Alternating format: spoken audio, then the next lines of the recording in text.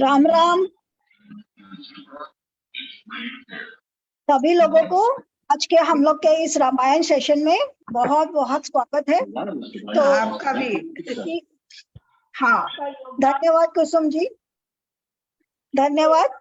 तो आज हम लोगों का रामायण का सेशन का 57th डे है ना। तो 57 दिन हो गए हम लोग को साथ साथ में रामायण को पढ़ते हुए। और पिछला हफ्ता जो हमने पढ़ा था, पिछले हफ्ते ने इसी हफ्ते पढ़ा इनफैक्ट, तो हमने जो पढ़ा था वहां पर हमने भरत जी के बारे में पढ़ा था कि भरत जो है वो किस तरीके से कैपेबल रहते हैं। हर जगह जगह जगह पर उनके कैपेबिलिटी का वर्णन रहता है कि भरत जो होते हैं वो कितने कैपेबल होते हैं। रामचंद्र जी को लेने के लिए जाते हैं, उसके पहले वो कैसे पूरा का पूरा राज्य जो है एकदम विश्वास पात्र और जो लोग संभाल सकते हैं उन लोगों को संभला करके जाते हैं, है ना। और इसके अलावा जो निषाद का जो राजा गुह रहता है वो कैसे युद्ध की प्लानिंग करता है और कैसे वो युद्ध का प्लानिंग के लिए सारा लोगों को तैयार करता है और कैसे वो एक बहुत इफेक्टिव राजा रहता है, उसका भी वर्णन है। तो हम लोग कहते हैं ना कि रामायण जो है वो जीने की कला है। रामायण सिर्फ धर्म ग्रंथ नहीं, हाँ रामायण सिर्फ हाँ, तो रामायण सिर्फ धर्म ग्रंथ नहीं है, रामायण के अंदर में जीने की भी कला है। तो इसमें बहुत सा टाइम टू टाइम हम लोगों को जीने का तरीका बताते हैं, वो सटल हिंट देते रहते हैं तुलसीदास जी और वाल्मीकि भी। अच्छा, अब यहाँ पर जो निषाद राज ने जो सब लोगों का जो बोट रहता है, आप लोग कोई कल्पना कर सकते हैं कि वो नाव कितनी बड़ी थी या कैसी नाव थी? जिस नाव के अंदर में वो गंगा पार कराते हैं और जिस नाव को वो तैयार करते हैं वो नाव कैसी थी? आप में से कोई सोच सकता है कि कितनी बड़ी वो नाव होगी? काफी बड़ी होगी वो तो। कैसी होगी? हाँ, मतलब कैसी नाव होगी, किस तरीका की नाव होगी? आप लोग कोई सोच सकते हैं कि किस तरह की नाव के अंदर में वो लोग उस जमाने में किस तरह की नाव होती थी? कोई सोच सकता है? बताइए रमा जी, आप बताइए। आप म्यूट पर है रमा जी। वाली नाव समझ रही हूँ, मतलब थोड़ी बड़ी होगी बस, जिससे ज्यादा से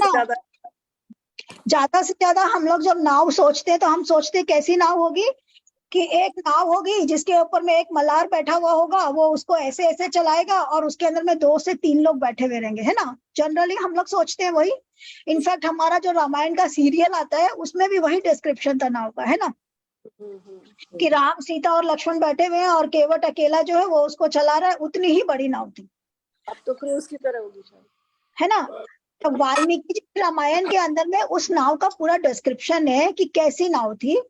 तो जो निषाद लोग रहते हैं उनके पास में कम से कम एक बार में 500 लोग बैठ जाए ऐसी 100 नाव थी।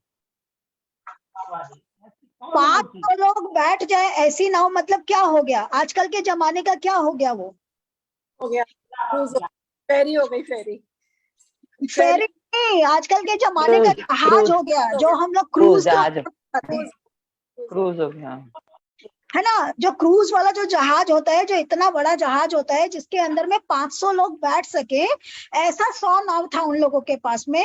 और वो जो 500 नाव का डिस्क्रिप्शन उसके अंदर में दिया हुआ है वाल्मीकि रामायण के अंदर में, कि जो नाव रहती है उसमें खाने का सामान रख सकते हैं, उसमें खाना बना सकते हैं, उसमें युद्ध अस्त्र शस्त्र के लिए अलग से कमरा रहता है उसके अंदर में। आप सोच सकते हो कि उस जमाने में वो जो बोट होगी that was actually like a cruise boat. में आजकल हम लोग क्रूज में जाते हैं ना, वैसी बोट। तो आप पढ़ोगे तो आपको लगता है कि अरे कितने एडवांस थे लोग। हम लोग सोच रहे हैं कि बेचारे गांव के लोग थे, छोटी सी नाव के अंदर में ऐसे डुबुक डुबुक डुबुक करके जा रहे होंगे, है ना। लेकिन पहले ऐसा ही होता होगा ना। ऐसा लगता है कि पहले तो कोई साधन नहीं होते थे ना जाने के, है ना। इस हिसाब से कैसे डेवलप करते हैं कि जब दूर, अभी तो कितने साधन हो गए हैं जाने के, नहीं उस टाइम नाव। हाँ, तो आप जब उसको पढ़ते हैं ना तो आपको समझ में आता है कि रामायण का काल में या महाभारत के काल में बहुत ज्यादा एडवांस थे वो लोग, और बहुत कुछ वो लोगों के पास में था जो शायद धीरे धीरे खत्म हो गया। कोई हॉलोकॉस्ट में खत्म हो गया या किसी वजह से खत्म हुआ, आई डू नॉट नो वो दो रीजन। परंतु बहुत सी चीजें थी जो उस जमाने में थी जो बाद में खत्म हो गई, जैसे पुष्पक विमान जो रामायण के काल में था, परंतु महाभारत के काल में पुष्पक विमान नहीं था, लेकिन रामायण के काल में पुष्पक विमान था कि विमान के ऊपर वो लोग चलते थे, उड़ते थे। इसका वर्णन है रामायण काल में, है ना। महाभारत काल में नहीं है इसका वर्णन, यानी कि महाभारत काल तक पुष्पक विमान जो है वो शेष हो गया। रामायण में तो आए पुष्पक विमान में थे ना, बाद में लंका जीत के जब आए थे। हाँ, मेरी वहां तो पुष्पक विमान में ही तो आए थे वो। तो वही मैं कह रही हूँ ना कि वो पुष्पक हाँ। विमान जो था वो कुबेर के पास था। कुबेर के पास से रावण ने चुराया, और रावण के पास से फिर वो विमान में रामचंद्र जी बैठ करके आते। तो रामायण के काल में पुष्पक विमान भी था, और रामायण के काल में ये जो बोट बता रहे, ये इतनी बड़ी बोट बता रहे कि 500 लोगों को एक साथ में बैठा सके, ऐसी 100 बोट थी उन लोगों के पास। सो बोट ने काइंड ऑफ क्रूज बोट समझ लीजिए, बड़ी बड़े जहाज समझ लीजिए। अरे आप क्या चीज लगा रखी है आप, ये रामचंद्र जी की बोट है क्या? हाँ, अनिशा जी, अरे वाह, ये क्या आपने हाँ, तो बनाई है क्या? बहुत ही अच्छी है। नहीं नहीं खरीदी हुई है। अरे वाह, ये क्या बहुत- केवट रामचंद्र जी और सीता जी को लेके जा रहे हैं क्या? हाँ, ये केवट है, ये लक्ष्मण जी और ये रावण सीता है। अरे वाह। वाह, बहुत बहुत सुंदर। क्या फिर बोले, से कहाँ से लिए? ये यहाँ का ट्रेडिशनल वो हाँ आर्ट एंड हाँ, क्राफ्ट है, उसकी शॉप। दिखाइए बहुत दिखाइए, फिर अच्छा, दिखाइए मनीषा जी बहुत एक ही बार। अच्छा लग रहा है। आप कुछ बोलिए तो आप स्पीकर व्यू में आएंगे। हाँ, अच्छा, मुझे एक्चुअली केवट का बहुत ज्यादा पसंद है, तो अरे इसलिए अरे अरे अरे, बहुत ही देख सुंदर। रही हूँ। उनकी भक्ति की So कथा cute, बहुत so बहुत ही cute. अच्छे। बनाने वाले में भी बहुत मन से बनाया ना ये ऐसा। हाँ, हाँ, बहुत ही क्यूट लग रही है, very pretty. Thank you so much Manisha ji, आपको दिखाने के लिए। Thank you. तो जैसे ये मनीषा जी ने दिखाई ना, तो एक्चुअल में हम लोग का इमेजिनेशन कैसा है? हमारा इमेजिनेशन है कि ऐसी छोटी सी बोट रही होगी जिसके अंदर में रामचंद्र जी और सीता जी गए थे। परंतु जैसे मैंने उस टाइम पर भी बताया था कि जब रामचंद्र जी और सीता जी नदी को पार करते तो उनके साथ में 40 लोगों को भेजते हैं निषाद, और निषाद खुद भी उनके साथ में जाते हैं कि अगर इनको कोई हमला नहीं करते, कहीं से भरत आ नहीं जाए, कहीं से इनके ऊपर में कोई हमला नहीं कर दे, तो एज ए सेफ्टी क्या होता है, वो लोग 40-50 लोगों को भेजते हैं उनके साथ।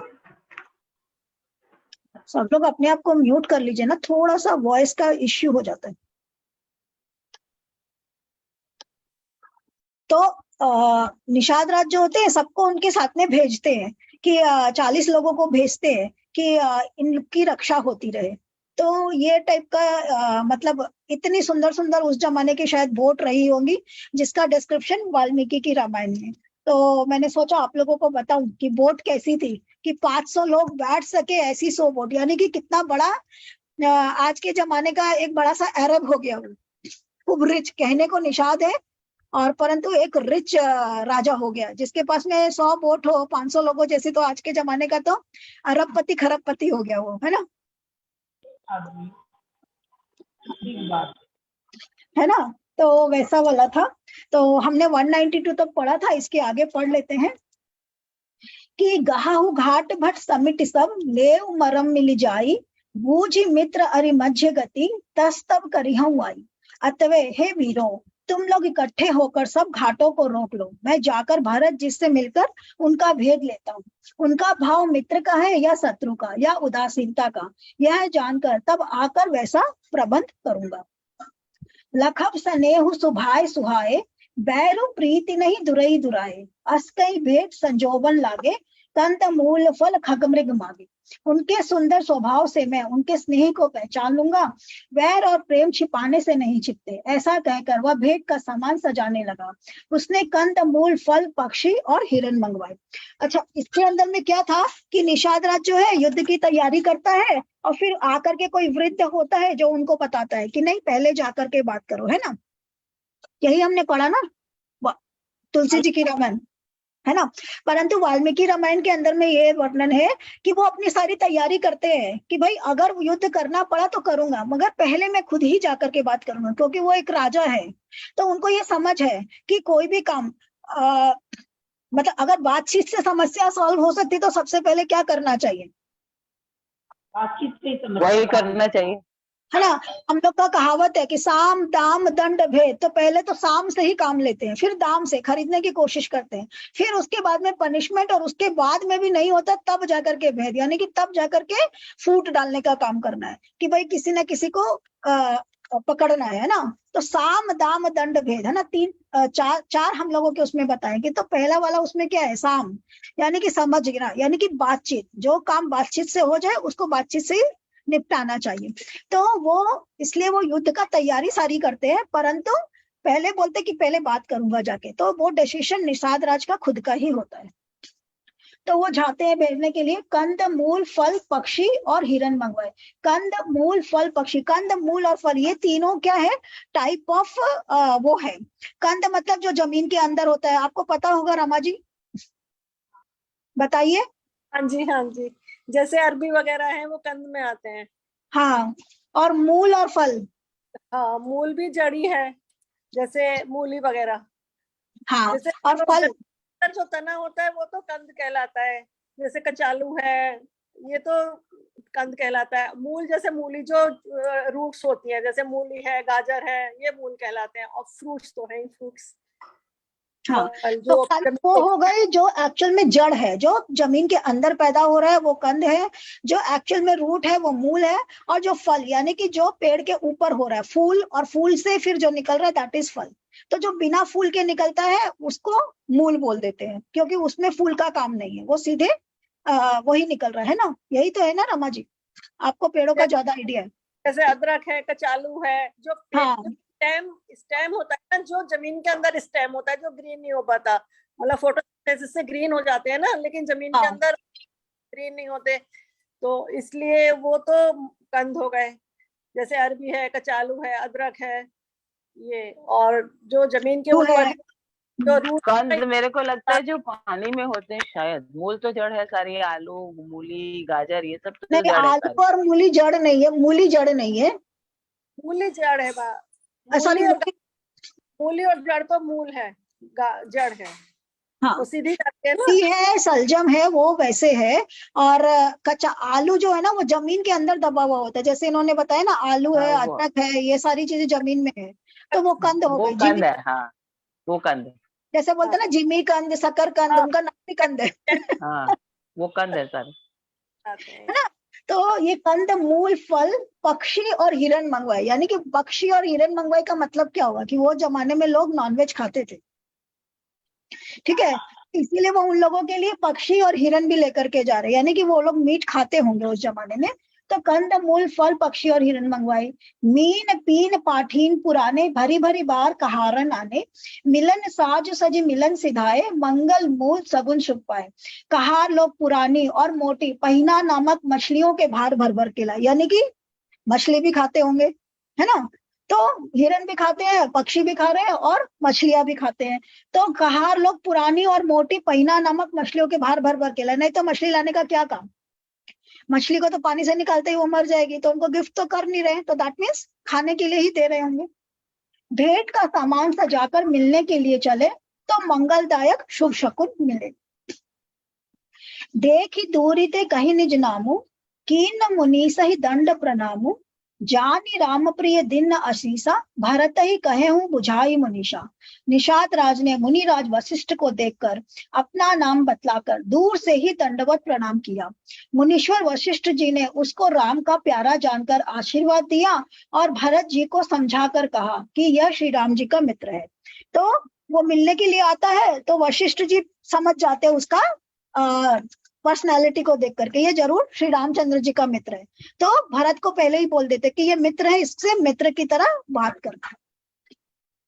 राम सखा सुनी संदनु त्यागा, चले उतरी उमगत अनुरागा, गांव जातिगह नाव सुनाई, किन्न जोहारु माथ महिलाई। यह श्री राम का मित्र है, इतना सुनते ही भरत ने रथ त्याग दिया।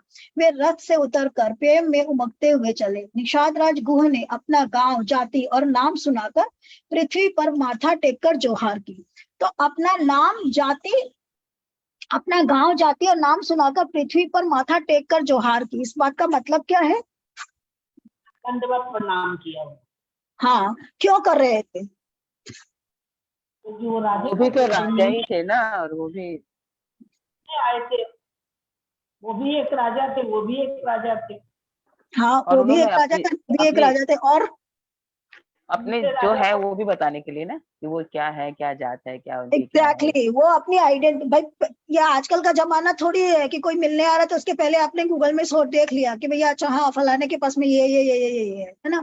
आपको कोई जानने का तरीका नहीं है कि जो आपसे मिलने आ रहा है उसका क्या बैकग्राउंड है। आपको कैसे पता चलेगा? आपको बैकग्राउंड नहीं पता चल सकता है। आप गूगल पे सर्च नहीं कर सकते हो, आप फोन मिला के कोई को पूछ नहीं सकते हो कि भैया वो फलानो आ रहा मिलना कलीबी की के बैकग्राउंड बताइए, आप नहीं पता कर सकते।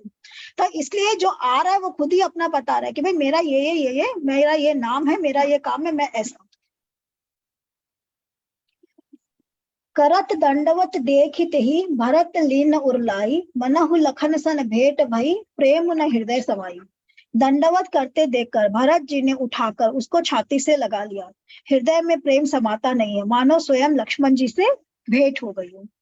भेटत भरत ताहि अति प्रीति, लोग सिहाही प्रेम कै रीति। धन्य धन्य धनि अकल मूला, सूर सराहि तेहि बरसहि फूला। भरत जी गुह को अत्यंत प्रेम से गले लगा रहे हैं, प्रेम की रीति को सब लोग सिखा रहे हैं। मंगल की मूल धन्य धन्य की ध्वनि करके देवता उसकी सराहना करते हुए फूल बरसा रहे। लोक वेद सब भाते ही नीचा, जासु छाह छुई ले यही सींचा। तेही भरी अंक राम लघु भ्राता, मिलत पुलक परिपूरित गाता। जो लोक और वेद दोनों में सब प्रकार से नीचा माना जाता है, जिसकी छाया के छू जाने से भी स्नान करना होता है, उसी निषाद से अंकवार भरकर श्री रामचंद्र जी के छोटे भाई भरत जी शरीर में पुलकावली से परिपूर्ण हो मिल रहे हैं। अब उसकी छाया के छू जाने से भी स्नान करना पड़ता है। ये तुलसीदास की रामायण में, वाल्मीकि रामायण में नहीं। देखिए मैं बार बार ये बात बोलती हूँ, तुलसीदास जी की रामायण और वाल्मीकि की रामायण में बहुत ज्यादा डिफरेंस है, क्योंकि तुलसीदास जी की रामायण है 1400 ईस्वी में लिखी। तो 1400 ईस्वी में बहुत सारी चीजों में आचार विचार नेम धेम सब चीज में बहुत डिफरेंस आ गया है। और वाल्मीकि ने जो लिखी है वो लिखी है सतयुग के टाइम पर। तो सतयुग के टाइम पर जो जो कार्य करता था उसको उस कार्य के हिसाब से उसका जाति नहीं होता था, बट दैट डजंट मीन कि वो शूद्र हो गया, उसको लोग छुएंगे नहीं या उसको देख करके वो नहीं करेंगे। अगर वो जिसका इसमें देखिए, इसमें खुद ही लिखा हुआ है कि वो भेंट लेकर के जा रहा है, तो अगर कोई भेंट लेकर के जा रहा है यानी कि उसके हाथ का खाते पीते तभी ना भेंट लेकर के जा रहा है। तो उसकी छाया किसी भी तरह से आपके लिए गलत नहीं हो सकती है। तो ये सारा का सारा चीजें तुलसीदास जी की रामायण में इसलिए इनकॉर्पोरेटेड है क्योंकि भाई तुलसीदास जी ने वही देखा है। आप जो चीज देख करके बड़े होते वही चीजें तो आप अपने अपने जीवन कार्य में सम्मिलित करते हो ना। तो तुलसीदास जी ने वही देखा है तो उन्होंने वही लिखा है, परंतु वाल्मीकि रामायण में कहीं पर भी नहीं लिखा हुआ है। आपको ये सोच करके और सुन करके बहुत आश्चर्य होगा कि जितने भी धर्म ग्रंथ लिखे हुए हैं, वेद लिखा हुआ, ये सारे जितने भी लिखे हुए सारे के सारे शूद्र के लिखे हुए। व्यास हम बोल रहे हैं, व्यास ऋषि जिनको हम बोल रहे हैं, उनकी जो माता है वो तो मछुआरिन रहती है। अच्छा, उनके पिता है कश्यप ऋषि, परंतु उनकी माता जो है वो मछुआरन है। तो ही इज ए शूद्र। ऐसे ही जिन्होंने भागवत पुराण लिखी है, ही इज ऑल्सो शूद्र। उसमें बार बार बोलते हैं सूत सूक सूत सूक, यानी कि सूक राज है और वो सूत भी है, यानी कि उनका कास्ट जो है वो सूत है। तो ही इज ऑल्सो ए शूद्र। तो आपका जो वेदास लिखा हुआ है वो भी शूद्र का लिखा हुआ है, आपका जो भागवतम लिखा हुआ है वो भी शूद्र का लिखा हुआ है। तो शूद्र का डेफिनेशन ये नहीं है कि शूद्र का मतलब वो आपके लिए अनटचेबल है। शूद्र का मतलब ये है कि वो जो सेवा कार्य में रहता है, सबका अलग अलग डिवीजन ऑफ सोसाइटी है ना। तो राजा का काम, क्षत्रिय का काम है राज्य करना, और जो वैश्य है उसका काम है व्यापार करना, ब्राह्मण का काम है पढ़ाई लिखाई करना, नए नए इन्वेंशन करना और लोगों को ज्ञान देना, तो वो ब्राह्मण का काम है। और शूद्र का काम है सेवा का काम, वो उसका काम है कि सबको सेवा दे। अब शूद्र में जो पढ़ लिख जाता है उसको वो मुनि हो जाता है, वो फिर ऋषि हो जाता है या उसी वो ब्राह्मण भी हो जाता है। तो there was no such thing during the Satyug. जो एक्चुअल वाल्मीकि रामायण है उसमें ये सब कुछ भी नहीं। जैसे मैंने कल उसमें लिखा है कि वाल्मीकि रामायण में कहीं पर भी सती का उल्लेख नहीं है, नहीं है, उनमें कभी सती का उल्लेख नहीं है। कि माताएं बोलती है कि हमको दशरथ के पीछे सती होना, 250 दशरथ की 250 रानियां थी टोटल में, 3 पट रानियां और उसके अलावा 250 और छोटुर मुटर रानियां। तो 253 लोग अगर एक साथ में अगर जौहर करेंगे जब, तो हो लिया। So that was not possible in those days. कोई कोई ने किया, वो एक अलग चीज है। तो सती का जो प्रथा है वो कहीं पर भी वाल्मीकि रामायण में नहीं है। और ऐसे ही शूद्र जो है वो अनटचेबल है, ये कहीं नहीं लिखा हुआ है। वो शूद्र है, वो गिफ्ट लेकर के आ रहे हैं, उनसे गले मिल रहे हैं, रामचंद्र जी उनके वहां रहते हैं, जाते हैं, उनके बोलते हैं कि मैं आपके राज्य में नहीं जाऊंगा, तो बाहर रुकते हैं, उनका पानी वानी सब पीते हैं। तो कहीं पर भी ये नहीं लिखा हुआ है। शूद्र मीन्स जो भी आपको सर्विस देता है, जो सेवा कार्य करता है, दैट इज शूद्र, दैट्स ऑल। यही डेफिनेशन है वाल्मीकि रामायण। तो ये क्या कह रहे हैं,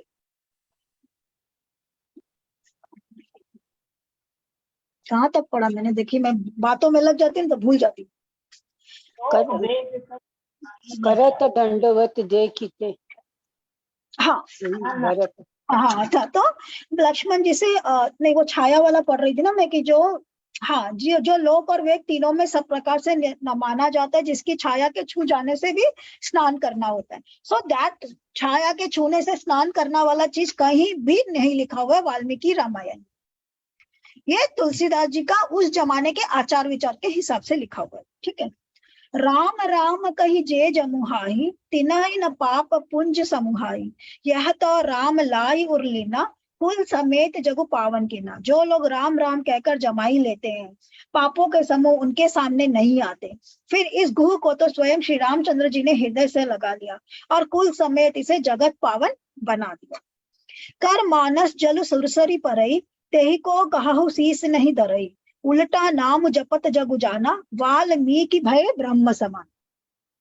कर्म नाशा नदी का जल गंगा जी में पड़ जाता है, तब कहिए उसे कौन सिर पर धारण नहीं करता। जगत जानता है कि उल्टा नाम जपते जपते वाल्मीकि जी ब्रह्मा के समान हो गए। अब वाल्मीकि जो है वो क्या है, वो जैसे हम लोगों ने एकदम स्टार्टिंग में जो हमारा फर्स्ट क्लास हुआ था उसमें हमने पढ़ा था कि वाल्मीकि कौन थे। अभी तो यही थे। डाकू थे, हाँ, डाकू थे। हाँ, परंतु वो पुत्र डाकू। किसके थे, डाकू थे। किसके पुत्र थे वो। राम राम राम वो ना ऋषि पुलस्त्य के पुत्र थे। तो उनके पिता ब्राह्मण थे, परंतु वो अपनी जीविका क्या चीज से करते थे, वो उनको डाकू क्यों बोलते थे, क्योंकि उन्होंने अपने लिए दूसरा जीविका का रास्ता ढूंढा। तो वो इसलिए वो ऋषि होकर के भी उनको कोई वो ऋषि नहीं बोलता था, क्योंकि वो काम ही वही करते थे, चोरी चकारी वो सब कर रहे हैं। तो वो ऋषि से उनकी पदवी गिर गई, है ना, क्योंकि वो ऋषि पुत्र थे, फिर भी उनकी पदवी गिर जाती है इसके कारण, क्योंकि वो ये सब टाइप का काम कर रहे थे। और फिर राम राम जप करके और राम जी का नाम लेकर के, और जब उन्होंने वो बन गए, उनका नाम वाल्मीकि कैसे पड़ा, मनीषा जी शायद आपको पता ना हो, उनको वाल्मीकि क्यों कहते हैं। वो जब जब वो तपस्या कर रहे थे तो उनके ऊपर जो है वो टर्माइट का वो बन गया था, उसको हाँ। शायद वाल्मीकि बोलते हैं संस्कृत में। तो हाँ, वो जो टर्माइट होते हैं उसको वाल बोलते हैं, तो इसीलिए उनका नाम वाल्मीकि पड़ा, करेक्ट। तो ये बात कह रहे हैं कि वाल्मीकि जो है उल्टा नाम जपते जपते वाल्मीकि ब्रह्मा के समान हो गए। तो पहले ऋषि के पुत्र थे, फिर ऋषि के पुत्र से वो क्या बोलते हैं ना, डाकू बन गए, और फिर डाकू से वापस वो ये ऋषि बन जाते हैं ब्रह्म के समान। उनको ब्रह्म के समान क्यों बोल रहे हैं, बिकॉज ही इज ए ब्रह्मर्षि। बताइएगा ना वाल्मीकि क्यों उनका नाम पड़ा, ऊपर सर के ऊपर क्या बनता है। मनीषा जी बताइए। बाल बन जाता है, बाल का एंट हिल जैसा होता है ना, वाल्मीकि जो है ना, सांप का एंट बीट हिल जैसा वो जो टर्माइट का घर होता है, मिट्टी का वो तो होते हैं ना, वो तपस्या में इतने लीन हो जाते हैं कि उनको पता नहीं चलता है कि उनके चारों तरफ एक बाबी बना ली है, जैसे टर्माइट लोग बनाते हैं, जैसे चींटी अपनी बाबी बनाती है ना, कि चींटियां जमीन को खोद खोद करके एक वो चींटी अपना घर बना लेती है। तो वैसा जो बाबी नहीं होता जिसके अंदर में चींटी और वो सब घुसी हुई रहती है, तो वैसी वो लोग बाबी बना लेती है, और उसके अंदर में चींटी और वो सब रेंग रही होती है, परंतु वो तपस्या में इतने लीन रहते हैं उनको पता नहीं चलता है। तो क्योंकि हाँ, तो इसलिए वो बाबी उस बाबी को उस जमाने में वाल बोलते थे, इसलिए उनका नाम वाल्मीकि पड़ा। तो कि उस वाल से उनका नया जन्म हुआ, कि उनको इतना ज्यादा वो होने के बाद में तब उनको भगवान का दर्शन होता है और तब उनको ज्ञान की प्राप्ति होती है। तो जैसे गौतम बुद्धा को बुद्ध इसीलिए बोलते हैं क्योंकि वो उस ट्री के नीचे बैठे तो उनको ज्ञान होता है, ही बिकेम बुद्धा। तो वैसे ही ये वाल से उनको ज्ञान मिला और इतना होने के बाद तो ही इज वाल।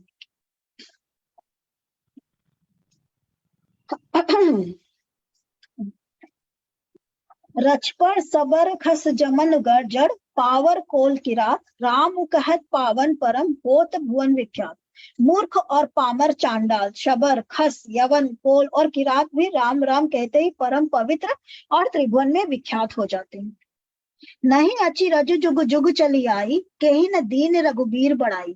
राम नाम महिमासुर कही सुनी सुनी अवध लोग सुख लहे। इसमें कोई आश्चर्य नहीं है, युग युगांतर से यही रीति चली आई। श्री रघुनाथ जी ने किसको बढ़ाई नहीं दी।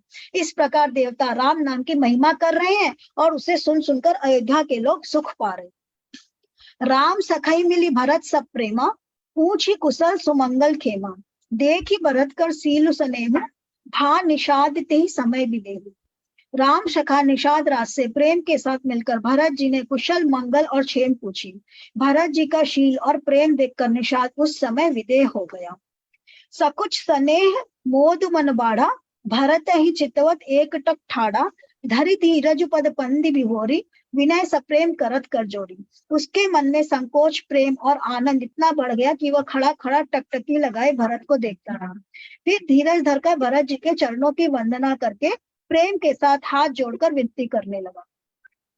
कुशल मूल पद पंकज पेखी मैं तिहु काल कुशल निज लेखी। अब प्रभु परम अनुग्रह तोरे सरित कोटि कुल मंगल मोरे। हे प्रभु कुल के मूल आपके चरण कमलों के दर्शन कर मैंने तीनों कालों में अपना कुशल जान लिया। अब आपके परम अनुग्रह से करोड़ों कुलों सहित मेरा मंगल हो गया। समुझी मोहरी कर तूति कुलु प्रभु महिमा जिये जोई। जो न भजई रघुबीर पद जग विधि वंचित सोई। मेरी करतूत और कुल को समझकर और प्रभु श्री रामचंद्र जी की महिमा को मन में देखकर, अर्थात कहा मैं नीच जाति और नीच कर्म करने वाला, पर उन्होंने मुझ जैसे नीच को भी अपने अहेतु की कृपावश अपना लिया। यह समझकर जो रघुवीर श्री राम जी के चरणों का भजन नहीं करता वह जगत में विधाता के द्वारा ठगा गया। तो भरत और उन लोगों के बीच के प्रेम की बातचीत है। इसमें बार बार ऐसे आता है कि भाई वो छोटी जाति का है, ये है वो है, परंतु दोनों संग में पड़े हुए होते हैं ना। वाल्मीकि रामायण में ये वर्णन है कि जो निषाद है वो उनका बचपन का सखा होता है, साथ में सेम गुरुकुल में पढ़े होते हैं। तो कहीं पर भी ये नहीं है कि शूद्र है तो वो सेम गुरुकुल में नहीं पढ़ सकता। हर जगह ये चीज है कि आप संग में पढ़ते हो, संग में रहते हो, संग में खाते हो, सब कुछ साथ साथ में होते हो। जाति अलग है, वो एक अलग बात है कि आपकी जाति के हिसाब से आप वो जाति का जो धर्म है वो निभा रहे हैं, वो एक अलग चीज है। कि उसकी धर्म ही यही है कि उसको सर्विस करना है, तो वो सर्व कर रहा है लोगों को कि भाई गंगा के पार कराना, ले जाना, उतारना, जो उन लोगों का जो जिसका जो बिजनेस है, मतलब तो वो अपना वो बिजनेस को निभा रहा है। बट दैट डजंट मीन कि वो अछूत है। शूद्र होना अछूत होना अलग चीज है।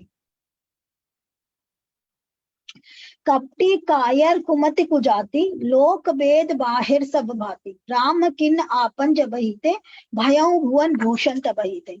मैं कपटी कायर कुबुद्धि और कुजाति हूँ और लोक वेद दोनों से सब प्रकार से बाहर हूँ, पर जब से श्री रामचंद्र जी ने मुझे अपनाया है तभी से मैं विश्व का भूषण हो गया हूँ। देखी प्रीति सुनि विनय सुहाई मिले बहोरी भरत लघु भाई। कही निषाद निज नाम सुबानी सादर सकल जोहारी रात। निषाद राज की प्रीति को देखकर और सुंदर विनय सुनकर फिर भरत जी के छोटे भाई शत्रुघ्न जी उनसे मिले। फिर निषाद ने अपना नाम ले लेकर सुंदर वाणी से सब रानियों को आदर पूर्वक जोहार की। फिर निषाद ने अपना नाम ले लेकर सुंदर वाणी से सब रानियों को आदर पूर्वक जोहार की। तो अपना नाम ले लेकर आदियों से जोहार की मतलब क्या कि मैं निषाद राज गुह आप लोगों का यहाँ स्वागत करता हूँ। हम बोलते हैं ना किसी को, जब हमारा कोई मीटिंग होता है या कुछ होता है तो आप अपने आप को इंट्रोड्यूस करते हो कि भाई I am Kavita Pototiya, founder of so and so, I welcome you to so and so, है ना। तो वैसे ही वो अपने इंट्रोडक्शन दे रहे कि मैं वो हूँ और मैं आप लोगों का वेलकम करता हूँ कि आप आइए, मेरे अतिथि बनिए और मेरे साथ यहाँ मेरा आतिथ्य को ग्रहण कीजिए। कहाई लहेऊ एहि जीवन लाहू भेटु रामचंद्र राम भद्र भरी बाहु, सुनी निषाद निज भाग बढ़ाई, प्रमुदित मन लई चले लेवाई। सब कहते हैं कि जीवन का लाभ तो इसी ने पाया है जिसे कल्याण स्वरूप श्री रामचंद्र जी ने भुजाओं में बांधकर गदे लगाया है। निषाद अपने भाग्य की बड़ाई सुनकर मन में परम आनंदित हो सबको अपने साथ लिवा चला। संकारे सेवक सकल चले स्वामी रुख पाई, घर तरुतर सरबाग बन बास बनायन जाई। उसने अपने सब सेवकों को इशारे से कह दिया, वे स्वामी का रुख पाकर चले और उन्होंने घरों में, वृक्षों के नीचे, तालाबों पर तथा बगीचों और जंगलों में ठहरने के लिए स्थान बना दिए। तो अगर अब वो शूद्र है तो उसका वो जो हॉस्पिटैलिटी है इसको ये लोग कैसे एक्सेप्ट करेंगे, है ना। तो they are accepting his hospitality कि वो उनके रहने खाने सब चीज की व्यवस्था कर रहे हैं, तो उसकी हॉस्पिटैलिटी को वो लोग एक्सेप्ट कर रहे। तो दैट मीन्स शूद्र is not someone who is untouchable, ठीक है ना। श्रृंगवेरपुर भरत दीख जब, भय सने सब अंग शिथिल तब, सोहत दिए निषाद ही लागू, जनु तनु धरे विनय अनुराग। भरत जी ने जब श्रृंगवेरपुर को देखा तब उनके संग अंग प्रेम के कारण शिथिल हो गए। वे निषाद को लाग दिए अर्थात उसके कंधे पर हाथ रखकर चलते हुए ऐसे शोभा दे रहे मानो विनय और प्रेम शरीर धारण कर रहे। तो उसके कंधे पर हाथ पकड़ के जैसे मित्र के साथ चलता है वैसे उसके साथ चल रहे। So that also means he is not untouchable. बार बार इसमें वो ऐसे वर्णन दे रहे हैं ना। यही विधि भरत सेन सबु संगा, दीख जाय जग पावनी गंगा, राम घाट का कीर्ण प्रणामो, भामनु मगन मिले जनराम। इस प्रकार भरत जी ने सब सेना को साथ में लिए हुए जगत को पवित्र करने वाली गंगा जी के दर्शन किए, श्री राम घाट को प्रणाम किया। उनका मन इतना आनंदमय हो गया मानो उन्हें स्वयं श्री राम जी मिल गए। तो क्या होता है, हर एक जगह से क्या होता है, एक इंसान की मेमोरी जुड़ जाती है ना। तो जब उनको पता लगता है कि इस जगह पर श्री रामचंद्र जी ने ये काम किया तो वो जगह उनके लिए बहुत इम्पोर्टेंट हो जाती है। हाँ, इम्पोर्टेंट हो जाती है ना। हम लोग भी मंदिर किस लिए जाते हैं, वो भगवान का स्थान है, भगवान का स्थान है। और जहां जहां जैसे मैंने आपको पहले भी बताया, जहां जहां भगवान खुद प्रकट हुए ना वो मंदिर अपने आप फेमस हो जाता है, अपने आप वो बढ़ जाती है, क्योंकि वहां भगवान का प्रकट हुआ है। जैसे ज्योतिर्लिंग है जो प्रकट हुए हैं, तो वैसे बहुत सी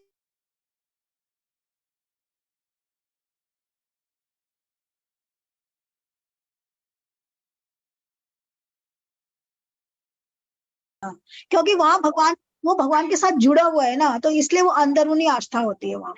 तो जहां पर भगवान खुद प्रकट होते हैं ना उसकी बात अलग ही होती है। तो वैसे ही यहाँ पर वो रामचंद्र जी खुद ही करके गए हैं, तो उनको उनका एनर्जी, उनका फोकस, उनका जो वाइब्रेशन है वो उनको वहां फील होगा।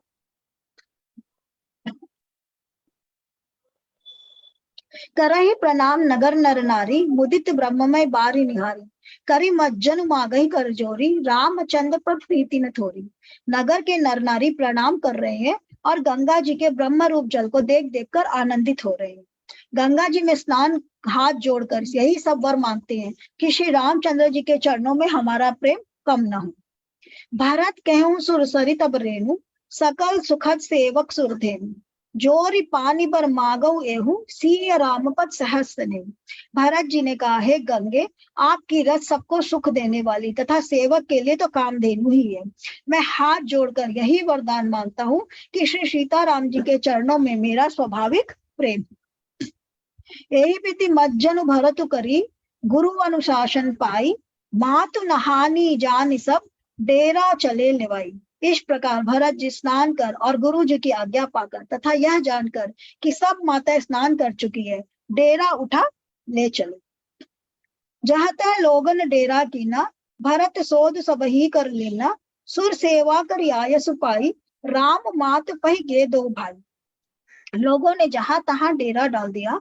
भरत जी ने सभी का पता लगाया कि सब लोग आकर आराम से टिक गए हैं यानी। फिर देव पूजन करके आज्ञा पाकर दोनों भाई श्री रामचंद्र जी की माता कौशल्या जी के पास गए। तो आप सबको साथ में लेकर के आए तो सबका ध्यान भी रखना होगा ना कि भाई सबको टाइम टू टाइम खाना मिल रहा है कि नहीं, सब कंफर्टेबल है कि नहीं, है ना। तो जजमानी तो करनी पड़ेगी ना। तो वो सब चीजें वो भरत देख रहे हैं कि हाँ सब लोग कंफर्टेबल है। फिर माता के पास जाते हैं। चरण चाप कहीं कहीं मृदुबानी, जननी सकल भरत सन्मानी, भाई सोपी मातु सेवकाई, आप निषादे लीन बुलाई। चरण दबाकर और कोमल वचन कह कहकर भरत जी ने सब माताओं का सत्कार किया। फिर भाई शत्रुघ्न को माता की सेवा सौंप कर अपने निषाद को बुला दिया। चले सखाकर सोकर जोरे, शिथिल शरीर स्नेह न थोरे, पूछत सखई सो ठाऊ दिखाऊ, नेकु नयन मन जरनी जुड़ाऊ। सखा निषाद राज के हाथ से हाथ मिलाते हुए भरत जी चले। प्रेम कुछ थोड़ा नहीं है जिससे उनका शरीर शिथिल हो रहा है। भरत जी सखा से पूछते हैं कि मुझे वह स्थान दिखलाओ और नेत्र और मन की जलन कुछ ठंडी करो। तो रामचंद्र जी तो उसके नगरी में नहीं जाते हैं, क्योंकि कहते हैं कि पिता ने मुझे नगर में जाने की आज्ञा नहीं देते, तो नगर के बाहर ही रहते हैं। तो कहते हैं चलो मुझे नगर के बाहर का वो जगह दिखा दो। जहाँ से राम लखन निसि सोए, कहत भरे जल लोचन कोय, भरत वचन सुनि भयउ विषादु, तुरत तहां लई गयउ निषादु। जहाँ सीता जी, श्री राम जी और लक्ष्मण जी रात को सोए थे, ऐसा कहते उनके नेत्रों के कोयों में जल भर आया। भरत जी के वचन सुनकर निषाद को बड़ा विषाद हुआ, वह तुरंत ही उन्हें वहां ले गया। जहाँ शिशुपा पुनित तर, रघुबर की विश्रामु, अति स्नेह सादर भरत कीन्यउ दंड प्रणाम। जहाँ पवित्र अशोक के वृक्ष के नीचे श्री राम जी ने विश्राम किया था, भरत जी ने वहां अत्यंत प्रेम से आदर पूर्वक दंडवत प्रणाम किया। खूह से साथरी निहारी सुहाई, कीर्ण प्रणाम प्रदक्षिण जाई, चरण रेख रज आखिन लाई, बनई न कहत प्रीति अधिकाई। कुशों की सुंदर साथरी देखकर उसकी प्रदक्षिणा करके प्रणाम किया। श्री रामचंद्र जी के चरण चिन्हों की रज आंखों में लगाई। प्रेम की अधिकता कहते नहीं बनती। कनक बिंदु दुई चारिक देखे, राखे शीस सिए समलेखे, सजल बिलोचन हृदय गलानी, कहत सखासन वचन सुबानी। भरत जी ने 2-4 स्वर्ण बिंदु, सोने के कण या तारे आदि जो सीता जी के गहने कपड़ों से गिर पड़े थे, देखे तो उनको सीता जी के समान समझकर सिर पर रख लिया। देखिए, हमने पहले क्या कहा था, आपको बताया था ना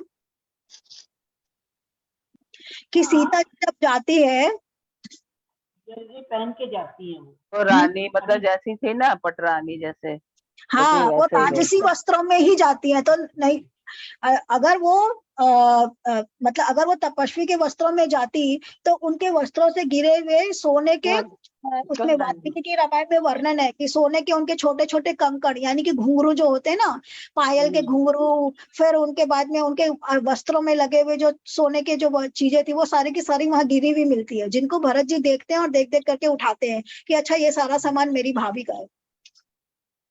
तो वहां पर भी मतलब इसमें भी वर्णन है और यहाँ पर भी वर्णन है कि वो जो सोना जो है वो गिरा हुआ, यानी कि सीता जी कभी भी राजसी मतलब तपस्वी के वेश में नहीं रहती है।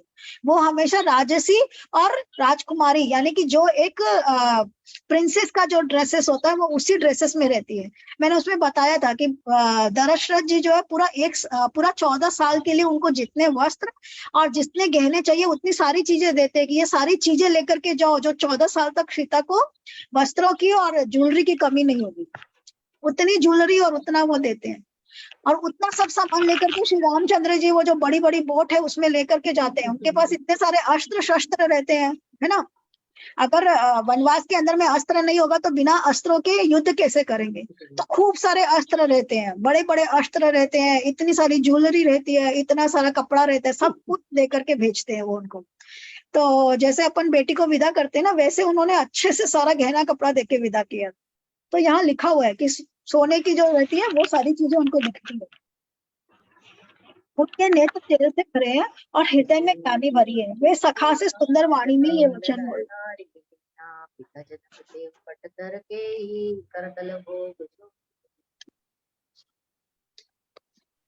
म्यूट कर दूं क्या? हाँ। ससुर भानु कोई भानु भुआलू, जय सिहात अमरावती पालू, प्राणनाथ रघुनाथ गोसाई, जो बड़ होत सो राम बढ़ाई। सूर्य कुल के सूर्य राजा दशरथ जी जिसके ससुर है, जिनको अमरावती के समान इंद्र भी सिहाते थे, और प्रभु श्री रघुनाथ जी जिनके प्राणनाथ है, जो इतने बड़े हैं कि जो कोई भी बड़ा होता है वह श्री रामचंद्र जी की बड़ाई से ही होता है। ये पहले वाला एक छूट गया है क्या? इसके ऊपर है ना एक श्रीहस्ती, ये वाला हो गया क्या? ओके। श्रीह सीय विरह दुतिहीना जथा अवध नर नारी विलीना पिता जनक देव पटतर के ही करतल भोग जोग जग जई।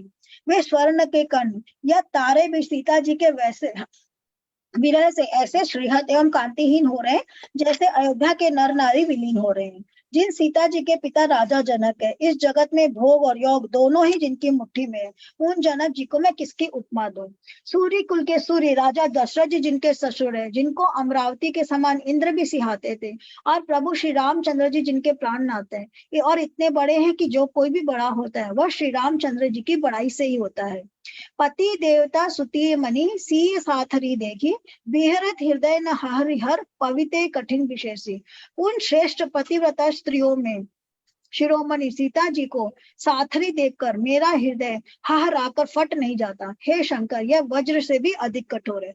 तो जो सीता जी सोने के पलंग पर और मखमली गद्दों पर और रेशमी वस्त्रों पर सोती थी, और जिनको हमेशा, जिनके पिता भी इतने रिच थे, और जिनके जो ससुर है उनके पास में भी इंद्र को भी लजाने जैसी संपत्ति है, मतलब इंद्र को भी चाहिए, इंद्र के पास भी कम पड़ जाए, उससे ज्यादा वैभव उनके पास में है, उससे ज्यादा धन और वैभव उनके पास में है। ऐसे की पत्नी, ऐसे की कुलवधु और ऐसे की बेटी और ऐसे की पत्नी को एक साथरी यानी कि चटाई पर सोना पड़ रहा है, तो वो सोच करके हृदय भरत जी का हृदय भरा। लालन जोगु लखन लघु लोने भेन भाई असहाय न होने पुरजन प्रिय पितु मातु दुलारे सी रघुबीर प्राण प्यारे। मेरे छोटे भाई लक्ष्मण बहुत ही सुंदर और प्यार करने योग्य हैं। ऐसे भाई न तो किसी के हुए हैं न है न होने के हैं, जो लक्ष्मण अवध के लोगों को प्यारे, माता पिता के दुलारे और श्री सीताराम जी के प्राण प्यारे हैं। मृदु मूर्ति सुकुमार सुभाव तात बाव तन लाग न काऊ ते बन सह विपति सब भांति निदरे कोटि पुलिस ए छाती। जिनकी कोमल मूर्ति और सुकुमार स्वभाव है, जिनके शरीर में कभी गर्म हवा भी नहीं लगे, वे वन में सब प्रकार की विपत्तियां सह रहे हैं। इस मेरी छाती ने करोड़ वज्रों का भी निरादर कर दिया, नहीं तो यह कभी की फट गई होती। अच्छा, इसमें ये ऐसे वर्णन है कि भाई बड़े सुकुमार है, और ये है वाल्मीकि रामायण में नहीं है, क्योंकि रामचंद्र जी और लक्ष्मण जी सुकुमार नहीं होते, वो लोग स्ट्रांग होते हैं, है ना। क्योंकि श्री रामचंद्र जी जो होते हैं वो बड़े स्ट्रांग होते हैं। सीता जी का जो स्वयंवर हुआ था उसके अंदर में एक ही शर्त थी कि सीता जी का विवाह उसके साथ में होगा जो सबसे स्ट्रॉन्गेस्ट होगा। उन्होंने उनके विवाह के लिए कोई और शर्त नहीं रखी थी कि वो क्षत्रिय होगा या वो बहुत पैसे वाला होगा या वो होगा, नहीं। उनके विवाह का उनको सीता जी को बार बार वो वाल्मीकि जी कहते हैं वीर्य शुल्क, यानी कि जिसके विवाह के लिए शुल्क, यानी जिसके विवाह का शर्त यही है कि जो उसका पति होगा वो सबसे स्ट्रॉन्गेस्ट होगा। तो स्ट्रॉन्ग जो कोमल और वो होगा वो स्ट्रॉन्ग हो सकता है क्या? जिसको शरीर को हवा ही नहीं लगेगी, जिसके शरीर को धूप ही नहीं लगेगी, वो स्ट्रॉन्ग नहीं हो सकता। स्ट्रॉन्ग मतलब कौन हुआ? जो बार बार वो शेर के साथ कंपेयर करते हैं कि शार्दुल जैसे है ना। श्री रामचंद्र जी की जो पहले कंपैरिजन है उसके अंदर में बहुत सारा कंपैरिजन है ना, कि उनकी जो भौएं हैं, उनकी जो चाल है वो हाथी के जैसी मतवाली चाल है, चलते हैं तो ऐसे लगता है जैसे हाथी चल रहा है, भुजाएं जो है वो शेर के जैसी है ना। इस तरह का वर्णन था पहले, याद है? तो वो ऐसे स्ट्रॉन्ग है, तो they are not at all. Sita ji जरूर हो सकती है कि कोमल रही हो, बट दे आर नॉट कोमल। राम जन्म जब कीन उजागर रूप सील सुख सब गुण सागर पुरजन परिजन गुरु पितु माता राम स्वभाव सभय सुखदाता। श्री रामचंद्र जी ने जन्म लेकर जगत को प्रकाशित कर दिया। वे रूप शील सुख और समस्त गुणों के समुद्र है। पूर्ववासी कुटुंबी गुरु पिता माता सभी को श्री रामचंद्र जी का स्वभाव सुख देने वाला है। स्ट्रॉन्ग है बट हम्बल है। That is the character of Shri Ramchandra ji की। इज वेरी स्ट्रॉन्ग, बहुत ज्यादा वो है, परंतु एट द सेम टाइम बहुत हम्बल है, बहुत ही ज्यादा गुड नेचर्ड है ना। उनके भाई उनके भाई है, वो बहुत स्ट्रॉन्ग है और गुस्से वाले है ना। तो देखिए, हस्बैंड और वाइफ दोनों होते हैं ना, तो दोनों दो तरीके के होते हैं। तो वैसे रामचंद्र जी और लक्ष्मण जी भी दो तरीके के हैं। जहाँ दीदी वो जरूरी है, नहीं तो गाड़ी नहीं चलती है। बिल्कुल सही, एग्जैक्ट जरूरी है, मैंने ये मतलब एक्सपीरियंस किया, नहीं तो बहुत मुश्किल होता है। हाँ ये तो एकदम सही बात है। दोनों सीधे हो जाएंगे तो बैलेंस रहता है। रह जाएंगे। बैलेंस रहता है। हाँ, भगवान बैलेंस बना करके रखता है, ऑपोजिट अट्रैक्ट्स। हम लोगों को अनुभव है ना, इसलिए हम लोग, है ना। नहीं, हर जगह हस्बैंड और वाइफ है ना ऑपोजिट ही होते हैं। मैं बोलती हूँ मेरे हस्बैंड एकदम चुप रहते हैं, पूरे सारे दिन भर में 2 शब्द मुश्किल से बोलते हैं। हम अच्छा। किसी भी बोल रहे हैं कि हम लोग का अनुभव है, मेरे भी ऐसे ही। हाँ। बैरिम राम बड़ाई करही, बोलनि मिलनि विनय मन हरहि, शारद कोटि कोटि सत सेसा, करि न सकहि प्रभु गुणगन लेखा। शत्रु भी श्री रामचंद्र जी की बड़ाई करते हैं, बोल चाल मिलने के ढंग और विनय से वे मन को हर लेते हैं। करोड़ों सरस्वती और अरबों शेष जी भी प्रभु श्री रामचंद्र जी के गुण समूहों की गिनती नहीं कर सकते। होता है ना, कोई कोई लोगों के लिए, हम लोगों को होता है कि हमको वो पर्सन का साथ में हमारा वो क्या बोलते हैं ना, वाइब्रेशन नहीं है, परंतु हम बोलेंगे हाँ अच्छी है, बस मेरे साथ में उसका नहीं बनता है ना। होता है किसी के साथ में, हाँ, होता है ना। होता है। बहुत से लोगों के साथ हम लोगों को होता है कि हाँ वो हाँ, अच्छी होता तो है। बहुत है, परंतु मेरा और उसका है ना हाँ, गण नहीं होता है। मिलता। होता है। होता है ना। तो वही चीज ये यहाँ पर कह रहे हैं कि श्री रामचंद्र जी के जो शत्रु है ना, वो भी उनकी बड़ाई कर रहे हैं कि हम किसी के लिए कह रहे हैं हाँ भाई अच्छी, हाँ भाई कीर्ति जी अच्छी तो बहुत है, पर मेरा और उनका गण नहीं मिला हुआ, इसलिए मेरी उनके साथ नहीं मिलती है, बाकी वो तो अच्छी है। तो बोलते हैं ना हम लोग, तो यही चीज यहाँ पर कह रहे हैं। सुख स्वरूप रघुवंश मणि, मंगल मोद निधान, ते सोवत कुश दासी मई, विधिगति अति बलवान। जो सुख स्वरूप रघुवंश शिरोमणि श्री रामचंद्र जी मंगल और आनंद के भंडार है, वे पृथ्वी पर कुशा बिछाकर सोते हैं। विधाता की गति बड़ी ही बलवान है। राम सुना दुख कान न काहू, जीवन तरु जिमि जोगवई राहु। पलक नयन फनि मनि जही भांति, जोगवही जननी सकल दिन राती। श्री रामचंद्र जी ने कानों से भी कभी दुख का नाम नहीं सुना। महाराज स्वयं जीवन वृक्ष की तरह उनकी सार संभाल किया करते थे। सब माताएं भी रात दिन उनकी ऐसी सार संभाल करती थी जैसी पलक नेत्रों की और श्राप अपनी मणि की करते हैं। तो हर माँ बाप अपने बच्चों की रक्षा करते हैं ना, तो वैसे ही है कि श्री रामचंद्र जी की रक्षा उनके माता और पिता दोनों बहुत अच्छे से करते थे। बट ऑल द सेम वो लोग कभी भी दुख नहीं देखो ऐसा नहीं है, बिकॉज उन्होंने श्री रामचंद्र जी और लक्ष्मण जी और अपने सब बच्चों को बहुत स्ट्रांग बनाया था। अगर कोई स्ट्रांग ही नहीं होगा, उसको पहली बार कोई जंगल में कैसे जाने देगा। विश्वामित्र उनको जंगल में लेकर के जाते हैं ना, विश्वामित्र उनको जंगल में लेके जाते हैं और 500 तरह के अस्त्रों का उनको नॉलेज देते हैं। उनको नॉलेज देते हैं कि कैसे भूखा रहना है, अगर आपको 6-6 महीने भूखा रहना पड़े और कुछ खाने को नहीं मिले तो आप कैसे करोगे। ये सारा नॉलेज उन लोगों को विश्वामित्र देते हैं जब वो उनके साथ जंगल में जाते हैं। तो जिसने दुख नहीं देखा होगा वो तो कैसे जाएगा जंगल में। तो डेफिनेटली वो लोग हर तरह से ट्रेंड थे, जिसको हम लोग आजकल बोलते हैं गोरिल्ला ट्रेनिंग। तो हर तरह से श्री रामचंद्र जी और लक्ष्मण जी ट्रेंड थे कि किसी भी परिस्थिति में। और गोरिल्ला ट्रेनिंग किसको बोलते हैं, जो हर परिस्थिति में रह सकता है, भूखा प्यासा, और जिसको हर तरह का ट्रेनिंग आता है, वो गोरिल्ला ट्रेनिंग होता है ना। जो आर्मी में जो आर्मी के अंदर में जो सबसे टफ ट्रेनिंग होती है और जो आर्मी के अंदर में सबसे हाईएस्ट स्टाइल ऑफ ट्रेनिंग होती है, गोरिल्ला ट्रेनिंग होती है। तो वैसे वाले उससे भी शायद ज्यादा ट्रेंड हो वो लोग, वैसे वाले ट्रेंड थे वो लोग।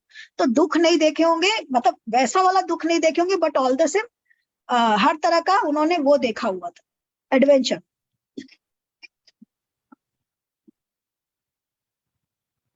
ते अब फिरत विपिन पदचारी, कंद मूल फल फल फूल आहारी। दिग कैकई अमंगल मूला, भई सी प्राण प्रीतम प्रतिकूला। वही श्री रामचंद्र जी अब जंगल में पैदल फिरते हैं और कंद मूल तथा फूल फलों का भोजन करते हैं। अमंगल के मूल कैकई को धिक्कार है, जो अपने प्राण प्रियतम प्रति से भी प्रतिकूल हो गई। मैं दिग दिग अग उदधि अभागी, सब उत्पात भयउ जेई लागी। कुल कलंक करि सृजऊ विधाता, साई दोह मोहि कीन्न कुमाता। मुझ पापों के समुद्र और अभागे को धिक्कार है, धिक्कार है, धिक्कार है, जिसके कारण ये सब उत्पात हुए। विधाता ने मुझे कुल का कलंक बनाकर पैदा किया और कुमाता ने मुझे स्वामी द्रोही बना दिया। सुनी सब प्रेम समझाओ निषादु, नाथ करिए कत बादि विषादु। राम तुम्हें प्रिय तुम प्रिय रामई, यह निर्जोष दोष विधि बामई। यह सुनकर निषाद राज प्रेम पूर्वक समझाने लगा, हे नाथ, आप व्यर्थ विषाद किस लिए करते हैं। श्री रामचंद्र जी आपके प्यारे हैं और आप श्री रामचंद्र जी को प्यारे हैं। सही निचोड़ है, दोष तो प्रतिकूल विधाता को है।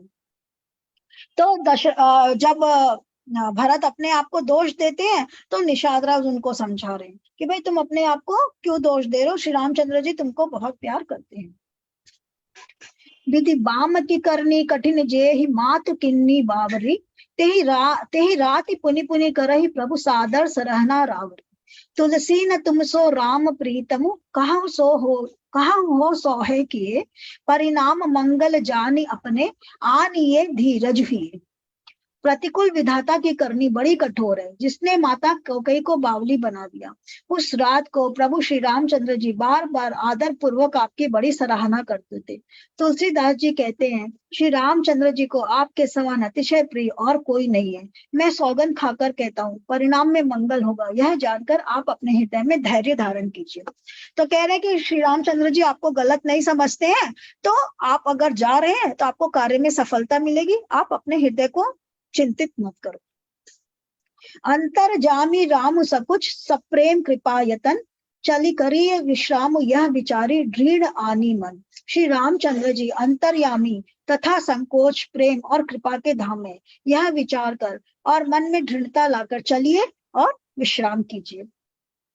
सखा बचन सुनि उर्धरि धीरा, बास चले सुमिरत रघुबीरा, यह सुधि पाई नगर नर नारी, चले बिलोकन आरत भारी। सखा के वचन सुनकर हृदय में धीरज धरकर श्री रामचंद्र जी का स्मरण करते हुए भरत जी डेरे को चले। नगर के सारे स्त्री पुरुष यह समाचार पाकर बड़े आतुर होकर उस स्थान को देखने चले। पर दक्षिणा करी करही प्रणामा, देहि कैकेयी खोरी निकामा, भरी भरी बारी बिलोचन लेहि, बाम विधाते दूषण दे। मैं उस स्थान की परिक्रमा करके प्रणाम करते हैं और कैकेयी को बहुत दोष देते हैं, नेत्रों में जल भर लेते हैं और प्रतिकूल विधाता को दूषण देते हैं। एक सराही भरत सनेहु, को का नृपति निबाहेउ नेहु, निदहि आप सराही निषादे, को कहि सकई विमोह विषादे। कोई भरत जी के स्नेह की सराहना करते हैं और कोई कहते हैं कि राजा ने अपना प्रेम खूब निभाया। सब अपनी निंदा करके निषाद की प्रशंसा करते हैं। उस समय के विमोह और विषाद को कौन कह सकते। तो श्री रामचंद्र जी जहाँ रुके वो जगह सब लोग जा रहे हैं, देख रहे हैं कि कहाँ वो लेटे, वो साथरी जहाँ वो लेटे होंगे उस जगह को निषाद राज ने भी एज इट इज ही छोड़ दिया होगा कि भाई ये साथरी है, यहाँ पर ये लोग सोए, तो उस जगह को उन्होंने वैसे ही छोड़ दिया होगा। तो इसीलिए जब सब आते हैं तो उनको वो सारी चीजें दिखाई देती हैं और श्री सीता जी के सोने वोने का जो गिरा हुआ रहता है वो भी दिखता है। इसका मतलब वो जमाने में सोने चांदी की लोग परवाह नहीं करते थे, गिरा हुआ है पड़ा हुआ है कोई को फर्क ही नहीं पड़ता, कोई उठाने नहीं आया वहां पर, है ना। तो मतलब लोगों के पास में, जिसके पास में खुद के पास में 500 लोगों के जाने रखने की 100 बोट हो, उसके पास में सोने चांदी की तो कमी नहीं होगी ना, वो पूरे के पूरे प्रदेश वालों को। तो उनको सतयुग है ना, सतयुग था ना, नहीं, निषाद क्षत्रिय कुल के नहीं है, नहीं सतयुग था ना, युग का भी फर्क होता है। हाँ सतयुग था, करेक्ट, सतयुग का फर्क होता है। हाँ, युग का चोर चमारी नहीं, चोर चमारी अभी तो सच ही नहीं होता है, चोरी चमारी तो बात की बात है। हाँ करेक्ट का फर्क होता है। हाँ, यही बीती राति लोग सब जागा, भाभिनुसार गुदारा लागा, गुरहि सुनाव चढ़ाई सुहाई, नई नाव सब मातु चढ़ाई। इस प्रकार रात भर सब लोग जागते रहे। सवेरा होते ही खेवा लगा, सुंदर नाव पर गुरु जी को चढ़ाकर फिर नई नाव पर सब माताओं को चढ़ाया। अब माताओं को सबको लेकर के जा रहे हैं, तो इन लोगों के पास में क्या था, ये लोग सारे के सारे लोग क्या चीज पे आए थे, रथ के ऊपर में आए थे, है ना, रथ है, माताएं सब पालकी पे आई थी लेकिन, हाँ तो रथ और पालकी ये सब, हाँ तो पालकियों में माताएं आई थी। तो बाद में भी अगर उतरना है तो उतर करके क्या चीज से जाना है, पालकी से ही जाना है माताओं को। तो वो सारा चीजें, तो सारा चीजें तो नाव में गया है ना। तो इतनी बड़ी बड़ी नाव थी कि उसके अंदर में पालकी भी चली गई है, उसके अंदर में घोड़े हैं, हाथी है, ये सारी चीजें भी चले गए। क्योंकि बाद के अंदर में डिस्क्रिप्शन है कि भरत जो है वो वहां से उतर करके अपना इसमें अपने रथ पर जाते रहते हैं। फिर श्री रामचंद्र जी की जब कुटिया आती है तो वो विमान से उतर जाते हैं और वो भागते हैं। तो दैट मीन्स वो विमान भी नाव से पार किया होगा, हाँ पार किया होगा। तो इसका मतलब उतना बड़ा बड़ा नाव और उतने बड़े बड़े उन लोगों के पास में सामान था जो उसको कैरी कर सकता। दंड चारि में भासब उपारा, उतरी भरत तब सबई संभारा। 4 घड़ी में सब गंगा जी के पार उतर गए, तब भरत जी ने उतरकर सबको संभाला। 4 घड़ी यानी कि बहुत टाइम नहीं लगा, तो यानी कि क्या हुआ होगा, शायद पेट्रोल इससे बहुत तेज फास्ट चलता चलाई था। होगी। क्या कह रहे हैं मनीषा जी? बहुत तेज चली हो होगी। सकता है इंजन हो किसी तरह का उस टाइम पे। हाँ, आई डोंट नो किस टाइप का इंजन था उस टाइम पर, परंतु अगर 4 घड़ी में यानी कि बहुत ही कम टाइम के अंदर में ना, तो इतने कम टाइम में अगर वो लोग वहां पहुंच गए तो उनके पास में डेफिनेटली कुछ ना कुछ तो मोटर गाड़ी होगी। उतनी बड़ी नाव को खींचने के लिए आपको पावर चाहिए, है ना, बिना पावर के आप उतना बड़ा नाव को नहीं खींच सकते हो। तो उतना बड़ा नाव को खींचने के लिए, जैसे आप लोगों ने वो टाइटैनिक पिक्चर देखा होगा कि उसके अंदर में वो कितने सारे लोग रहते हैं जो अंदर में बैठ करके चलाते रहते हैं। तो या तो उतने मल्हार चला रहे होंगे, आई डोंट नो, परंतु कुछ तो उन लोग के पास में टेक्निक था कि इतने बड़े बड़े नाव को वो लोग चला करके और फटाफट पार भी उतर जाते। प्रात क्रिया करी मात पर बंदी गुरही सिरुनाई, आगे किए निषाद गण दीनेहु कटक चलाई। प्रातः काल की क्रियाओं को करके माता के चरणों की वंदना कर और गुरु जी को सिर नवाकर भरत जी ने निषाद गणों को आगे कर लिया और सेना चला दी। फिर प्रातः काल की क्रिया यानी कि अग्निहोत्र और जो भी खाना पीना अपना जो भी कार्यक्रम है वो सब करके और माताओं की वंदना कर गुरु जी को सिर नवाकर भरत जी ने निषाद गणों को आगे कर लिया और सेना चला दी। निषाद गण यानी निषाद के जो लोग हैं उनको भी आगे किया और करने के बाद में उन्होंने सेना चला दी। तो कितना बज गया है? 1:45 बजे। आज प्लीज थोड़ा जल्दी छोड़ो। बस अब यही सब पढ़ते हैं 202 तक, क्योंकि अभी सबके घरों में काम चल रहा है तो थोड़ा थोड़ा ही पढ़ते हैं। Thank you thank you thank you. तो 202 तक हमने पढ़ा है और 202 के अंदर में ये लोग अब गंगा जी को पार कर गए हैं। स्टीम इंजन है ना, कि कौन सा इंजन है हम लोग को पता नहीं, पर कोई सा तो इंजन है इन लोगों के पास में जो 4 घड़ी में ये लोग पार कर जाते हैं। तो बहुत फर्क है दीदी, युग का सच में फर्क होगा, आप देखिएगा। वो मतलब कोई भी काम प्योरली करते हैं ना, बहुत फर्क होता है उस चीज का। वो उस समय के लोग, बहुत फर्क होता है उन सब चीजों का। देखिए ऐसे बोलते हैं कि त्रेता युग के अंदर में ना आकाश में लड़ाइयां होती थी, तो देवताओं और असुरों के बीच में जो युद्ध होता है, तो असुर भी इस लोक के नहीं है, असुर भी उस लोक के हैं और देवता भी उस लोक के हैं। तो इंद्र है ये आदि देवताओं में, और जो महिषासुर और जितने भी हम जो पढ़ते हैं देवी परायण वगैरह में, they do not belong to this earth. वो सारे के सारे आकाश के अंदर में, उनका लोक ही अलग है। तो असुरों का लोक अलग है और लोक अलग। हाँ बहुत तो त्रेता युग में वो होता था। सतयुग में आने के बाद में देवताओं में और राक्षसों में युद्ध हो रहा है, इसीलिए रामचंद्र जी तो है वो मनुष्य है और वो राक्षस है। वो कुबेर के पास जाकर के कुबेर से लेकर के आ गया, तो सतयुग तक ये हो जाता है, डाउनफॉल हो रहा है। फिर उसके बाद में ये जो द्वापर युग आता है जिसके अंदर में कृष्ण जी का युद्ध है, उसके अंदर में मनुष्य से लड़ रहा है। और अब जो कलयुग आएगा उसके अंदर में तो ज्यादा वो क्या बोलते हैं बैक्टीरियाज और वो ये सब का युद्ध ज्यादा होएगा, जहां पर दिखेंगे नहीं आपके शत्रु कौन है, दिखेगा नहीं। मनुष्य का जो फाइट होएगा ना वो उन लोगों से होएगा अपना फाइट। तो युद्ध तो चलता ही रहेगा। हुआ ना अभी इतना बड़ा फाइट। हाँ, कोरोना का जैसे फाइट हुआ ना, तो वैसे तो युद्ध तो हमेशा चलेगा, कभी खत्म नहीं होगा। वो किस रूप में होगा वो एक अलग बात है, उसकी परिभाषा। खत्म हो जाएगा तो जीवन ही खत्म हो जाएगा, हमको लगता है। करने को कुछ रहेगा ही नहीं। ये है। आज